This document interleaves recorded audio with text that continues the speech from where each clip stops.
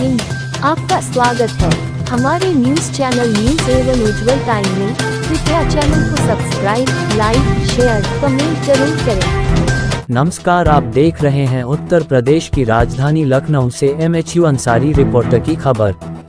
Human wild life interaction का मानव आबादी व वन्य जीवों दोनों पर पड़ रहा असर। मानव वन्यजीव संपर्क पर सार्वजनिक धारणा को लेकर परिचर्चा का आयोजन। Lucknow. Human wild life interaction Bharat में एक ऐसा मुद्दा है जो लगातार गंभीर होता जा रहा है। इस समस्या का असर मानव आबादी और वन्यजीवों दोनों पर पड़ रहा है। तेजी से बढ़ती जनसंख्या और शहरों के विस्तार ने वन्यजीवों के रहने के प्राकृतिक स्थानों को समाप्त कर दिया है।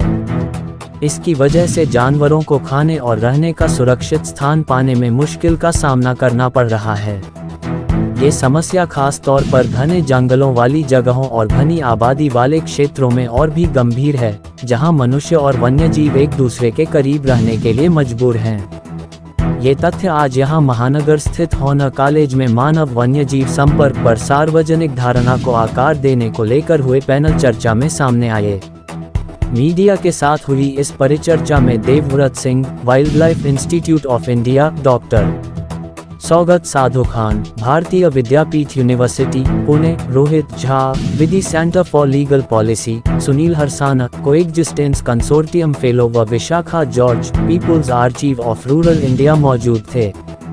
इस परिचर्चा में हाल में उत्तर प्रदेश के बहराइच में भेड़िए के हमलों का भी मामला उठा, जिसको लेकर वक्ताओं ने कहा कि मानव वन्यजीव संघर्ष लगातार गंभीर होता जा रहा है।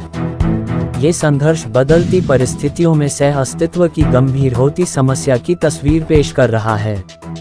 हालांकि समुदाय को ये पता है कि एक बेहतर इकोसिस्टम को बनाए रखने में भेड़ियों की भूमिका बेहद अहम है, लेकिन उनकी आजीविका को लेकर जो खतरा सामने खड़ा है, वह अक्सर प्राथमिकता का विषय बन जाता है।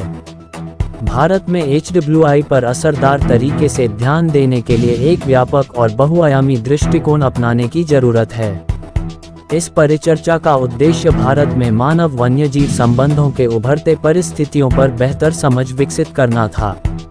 इसमें जो प्रमुख कमियां रह गई हैं उनकी पहचान की जाएगी, साथ ही कार्रवाई योग्य समाधान तलाशे गए।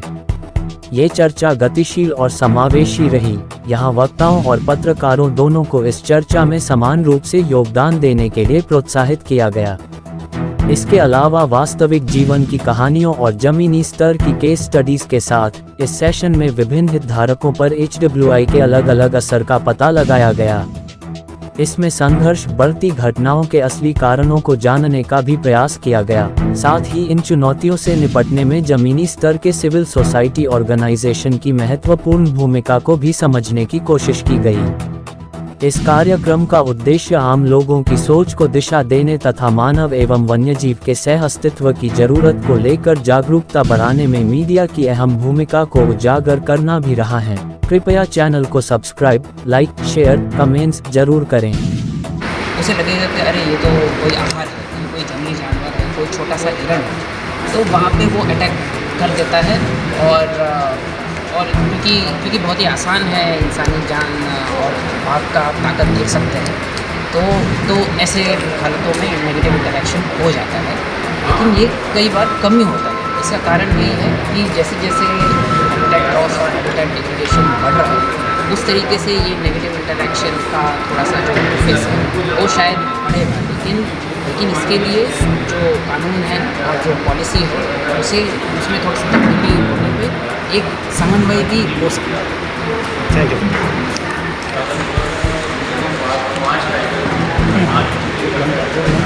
सर। अपना परिचय देते हुए फिर हिंदी। मेरा नाम सौगत साधु खान। मैं वाइल्ड लाइफ में काम कर रहा हूँ। पहले मेरा करियर शुरू हुआ wild life institute of India से। फिर मैंने PhD खत्म करने के बाद मैं अभी कोर्स का कोऑर्डिनेशन करता हूँ वाइल्ड लाइफ कंजर्वेशन एक्शन। ये मास्टर्स कोर्स है और मेरे अंदर कुछ PhD स्टूडेंट्स भी हैं। सर, टेक्नोलॉजी का क्या रोल है? किस तरीके से हम टेक्नोलॉजी यूज़ करके और इसको और ज़्यादा जनता को जागरूक कर सकते हैं?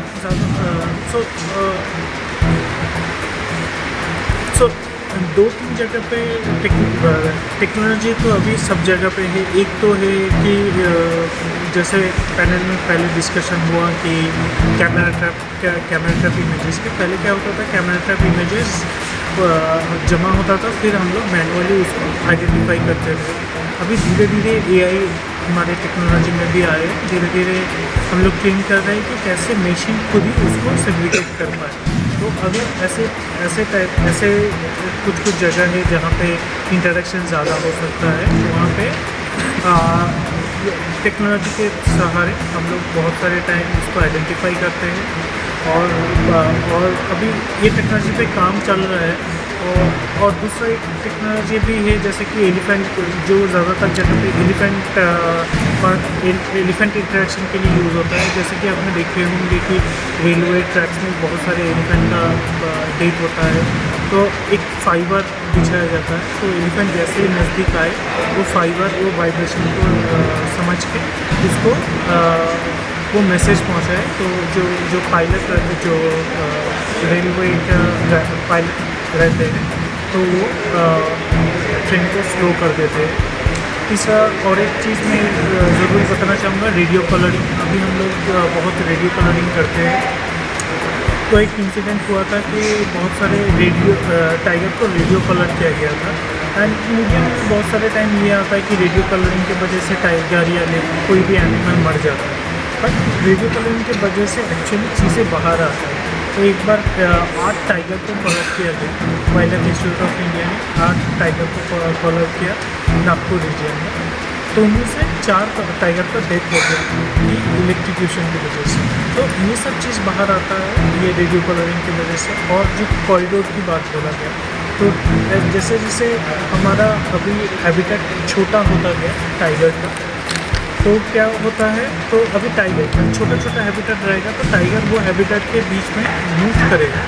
तो अभी जब रेडियो कलर टाइगर या रेडियो कलर एनिमल रहेगा, तो हमें पता चल जाता है कि एनिमल का मूवमेंट कौन से एरिया से ज़्यादा है, तो हम लोग उस हिसाब से उस एरिया में ज़्यादा प्रोटेक्शन दे सकते हैं और मिटिगेशन मेजर ले सकते हैं। Thank you.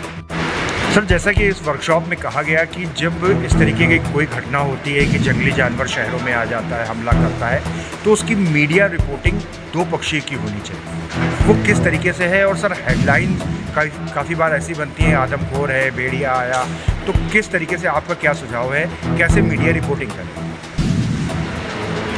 मीडिया रिपोर्टिंग के लिए मैं, क्योंकि मीडिया प्रोफेशनल्स की ट्रेनिंग इस तरीके से ये रहती है, उनके इनिशियल टाइम पे जब वो नए अपने करियर को चुनते हैं, तो ट्रेनिंग इस तरीके से रहती है कि उसको किस तरीके से थोड़ा अच्छे तरीके से, क्रिएटिव तरीके से और सजा के आप लिखेंगे।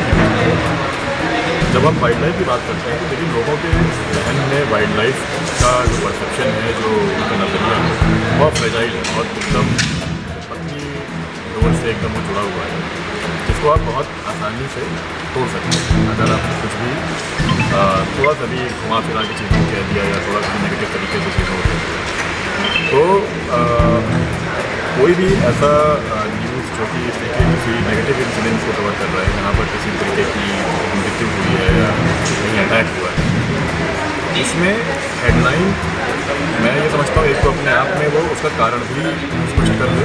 जैसे हमने आपको एक उदाहरण दिया था कि अगर हाथी ने कहीं लोगों पे मस्त के कारण या मतवालेपन के कारण 3-4 लोगों को अटैक किया या उनकी जान चली गई, तो उसको लिखने का तरीका ही ऐसा होना चाहिए कि मस्त के कारण हाथी ने 3-4 लोगों की, या दुर्घटनावश मस्त मतवाले हाथी ने 3-4 लोगों की जान लिया, कुछ इस तरीके से। यहाँ पे जान ली भी नहीं, अगर वो उसका हो सके कि उसके कारण मृत्यु हो, ये सब कुछ चीज़ें बस शब्दों की हेरा फेरी थोड़ी सी एक बदल के अगर आप करेंगे तो वो काफ़ी इस चीज़ पे अच्छा एक रोल डाल सकता है। सर, इस समय उत्तर प्रदेश की बात करें तो बहराइच में लकड़बग्घा या भेड़िए के लगातार खबरें प्रकाशित हो रही हैं, तो आज की वर्कशॉप में इस घटना को कैसे आप देखते हैं? ये का वहाँ पे काफ़ी महीने से चल रहा है, 2-3 महीने से। तो हर कॉन्फ्लिक्ट का एक अलग उसके पीछे कारण होते हैं। हमारे पूर्व के वक्ताओं ने बहुत कुछ बताया है। तो ये ये निर्भर करता है कि कौन सा जानवर है और उसका मतलब क्या प्राकृतिक आवास है। तो उस वजह से इसके कई कारण हो सकते हैं, जो कि एक शोध का विषय है और उस पर लोग काम कर रहे हैं। तो भेड़ियों की जो घटना है वो उत्तर प्रदेश में ऐसा नहीं कि कोई पहली बार हुआ, ये कई बार पिछले सालों में भी हो चुका है, पिछले दशकों में।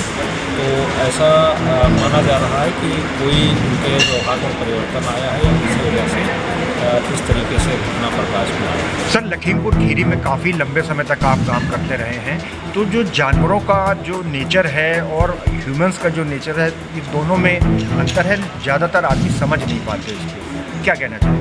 देखिए, अगर हम किसी अपने सामने वाले के व्यवहार को समझ जाएं तो हमारी ज़िंदगी बहुत आसान हो जाती है। तो इसी तरीके से जो लखीमपुर खीरी के आसपास के जो लोग हैं या कम्युनिटीज़ हैं, तो और वहाँ पे कई सारे प्रोटेक्टेड एरियाज़ हैं, दुधवा टाइगर रिजर्व है और बगल में लगा कतनिया घाट वाइल्ड लाइफ सेंचुरी है, उसके बाद पीलीभीत का और जो बीच का हिस्सा है गन्ने की खेती बफर जोन है, साउथ खीरी वन प्रभाग है। तो हर जगह टाइगर का और लेपर्ड का प्रेजेंस है। तो लखीमपुर खीरी एक ऐसा ज़िला है जो काफ़ी बड़ा ज़िला है और 80% वहाँ पर गन्ने की खेती है और बहुत सारे कॉरिडोर हैं, नदियाँ 2-3 हैं। तो उस वजह से वहाँ कुछ ना कुछ घटनाएँ आपको सुनने को मिलती रहती हैं। तो वहाँ के लोग मतलब हम लोगों ने ऐसे एग्जाम्पल सेट किए हैं कि लोगों को वन्यजीवों के व्यवहार के बारे में पता है और उनको ये भी पता है कि हमको क्या करना चाहिए, क्या नहीं करना चाहिए। तो उसका पालन वो लोग कर रहे हैं। तो एक सा अस्तित्व है उनका, वो एक डिस्टेंस है एनिमल के साथ। और दूसरा, आज मैं आपके मीडिया के माध्यम से ये अपील करना चाहूँगा कि जैसा कि हमारे अभी पैनलिस्ट ने बताया, इसका एकमात्र जो सबसे वन्यजीव संरक्षण या मानव वन्यजीव संघर्ष रोकने की बात है, तो जागरूकता से बहुत ज़्यादा इसको जो है रोका जा सकता है। और इसमें सबसे बड़ी भूमिका मीडिया कर्मियों की है, जो स्कूल के बच्चे हैं या जनप्रतिनिधि हैं या और लोग जो जिनका काम वाइल्ड लाइफ डील करना नहीं है, तो उनके माध्यम से ये चीज़ें बहुत ज़्यादा जो है मतलब प्रभावी होंगी भविष्य में। और उस दिशा में सरकार भी काम कर रही है और काफ़ी अच्छा एक प्रयास किया जा रहा है। इसके बारे में क्या जानते हैं? नाम और परिचय। तो मेरा नाम सुनील हरसान है। मैं दिल्ली बॉर्डर पे हरियाणा आराम रीज में वाइल्ड लाइफ कंजर्वेशन के लिए काम करता हूँ। मेरा काम ह्यूमन और जो तेंदुआ, मानव तेंदुओं के जो सहसंबंध है, तेंदुओं की जो पारिस्थितिक जो तेंदुआ पारिस्थितिकी के आसपास के जो मानव जो रहवास है, उसके काम करता हूँ। आज की जो कार्यशाला जो रखी गई थी, जो लोगों को बताया कि भाई इंसानों का और जो जानवरों के संघर्ष में मीडिया का क्या रोल है, तो उसको देखते हुए तो मेरा इसमें ही मानना ये है कि मीडिया एक बहुत ही सशक्त टूल है। अगर वो सही तरीके से अपना काम करे तो एक बड़ा रोल तो मीडिया का ही है। एक बहुत बड़ा चेंज जो है, चीज़ों को जो बदलाव ला सकता है, क्योंकि आज की जो परिस्थिति है हमारे आसपास, तो उसमें एक बड़े डिजास्टर की तरफ हम बढ़ रहे हैं, क्योंकि हमारे जो जैव विविधता का जो हार्म है वो हो रहा है। और हमने अभी कुछ टाइम पहले ही एक महामारी को झेला है, जिसमें कि लाखों करोड़ों लोग जो है सड़कों पे आए हैं। डेथ के आंकड़े भी अलग अलग आए हैं। लोगों ने बहुत कुछ सफ़र किया है, भूखे रहे, सड़कों पे चले हैं। जैसी परिस्थिति हमने देखी है, तो वो सारा जो है वो पारिस्थितिक तंत्र के असंतुलन की वजह से हुआ है। तो बाकी चीज़ों को हम अगर साइड लाइन पे करते हैं, पारिस्थितिक तंत्र मतलब 2 वर्ड है, इकोलॉजी और इकोनॉमी। इकोनॉमी में अगर जीरो का फर्क आता है तो हमारे बैंक बैलेंस में गड़बड़ होती है, वो सरकार गिरा देता है, बहुत हम मायने रखते हैं एज ए ह्यूमन।